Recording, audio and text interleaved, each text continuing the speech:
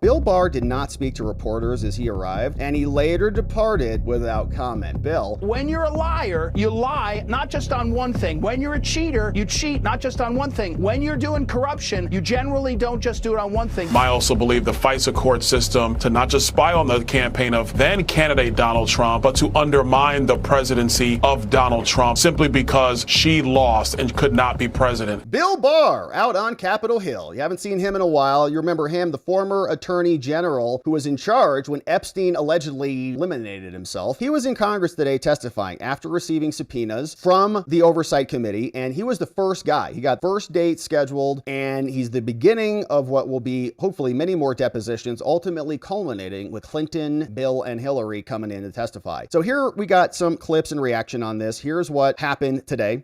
Barr's testimony before the House Oversight Committee is kicking off a series of high-profile closed-door depositions. Those are intended to extend through mid-October, including subpoenas issued for Hillary and Bill Clinton. That's all part of the probe into Epstein's crimes and the Justice Department's handling of that case. Mr. Barr's time as Attorney General spanned Epstein's 2019 arrest, his later death at Metropolitan Correctional Center, which he called appalling, as well as Ghislaine Maxwell's arrest. Now, additionally, tomorrow is the deadline the committee has given for the complete DOJ records on the case. So will that deadline be met? We're having really good conversations. You can imagine how many documents there are. I think we'll receive the documents very soon. So there is bipartisan interest in this case, and some see the interest by Democrats as newfound. I mean, they had 4 years to dive into this case. Some see it as them now seeing this case as a way to dig at the current president. All right, so we got that now. We also see that it sounds like Bill Barr exonerated Trump in this entire conversation today because the House Oversight Chair says that they're going to start turning over records related to the Epstein case on Friday. We'll not hold our breath on that one. This comes after the committee subpoenaed the Justice Department for the records and set a deadline of August 19th. Officials with the DOJ have informed us that they're going to begin dumping the records this Friday. Now, it also came today. Bill Barr was on the Hill for a deposition by the panel, the first of 10 high-profile witnesses who are coming in as a result of subpoenas. Many Republicans have called for more transparency, and Comer told reporters that he did not expect the DOJ to meet the deadline, but we're going to give him some more time. Now, Barr was the top person at the DOJ during Trump's first term where Epstein died by suicide. Epstein was found unresponsive in his cell at New York Center. We know all about it. Now, Bill Barr did not speak to reporters as he arrived, and he later departed without comment. Bill. During a break, Comer told reporters that Bill Barr testified that Epstein died by suicide. There was no foul play. He said that there is a general consensus. There were blind spots in the cameras. It seemed like there was a lot of stuff that was there to potentially aid in a suicide. He also said Barr testified about Trump, saying the former AG said, quote, he never had conversations with President Trump pertaining to a client list, and he had never seen anything that would implicate President Trump in any of this. Democrats' goal is to try to dig up some type of dirt on Trump, and what Bill Barr testified to was that he never had conversations with Trump about any of this. Now, shortly after the death, Barr was appalled and angry to learn that Epstein was dead, and the OIG issued a scathing rebuke of the DOJ's handling of this, and of course, the whole case has been a disaster. So here's more from Comer, seemingly exonerating President Trump. We're going to get the documents. Your Democratic colleagues have said they want to hear from more people, such as Alex Acosta, who was attorney during the first prosecution of Epstein. Are you interested in expanding the list of who you're calling? Yeah, we'll bring in everyone that we think can add information to the investigation. This is a serious investigation. This is a sincere investigation. I hope this will be a bipartisan investigation. I would encourage my Democrat colleagues not to politicize this. I think General Barr answered a lot of questions that probably burst their bubble with respect to he had never communicated with President Trump, a potential Epstein list or anything else, and he had never seen anything that would implicate President Trump. I think this is another example of the Democrats trying to create a false narrative, whether it be the Russia collusion hoax or there's no evidence that Joe Biden's family took any money from foreign governments or anything else. But I think this is the first witness of many more to come. All right, so many more will come, and of course, we'll be looking forward to those. We also would like to see the full transcripts. Hopefully they release those. We are working closely with the DOJ to obtain all the records. He says, I think we're going to get the documents very soon. And here was a little bit of a longer clip. You know, all the media companies just post short clips. Here's more. Appreciate everybody being here today. We're very excited. This will be our first deposition in our bipartisan investigation into the entire Epstein Island saga. So we've got a lot of questions for former Attorney General Barr. I appreciate his willingness to come in, and hopefully this will be the first of many. I'll answer a few questions. You set a deadline for tomorrow for DOJ to release the unredacted redacted full Epstein file. Do you expect them to deliver on that? We're having really good conversations. You have to understand how many documents there are. I think we'll receive the documents very soon. They're compiling everything together. I think we're working together in a good faith effort and everything's coming along. I expect to receive the documents very, very soon. Is that their explanation, though, that there's just so many documents that they can't meet your deadline? Well, we always get that explanation in every investigation we've done in the 2.5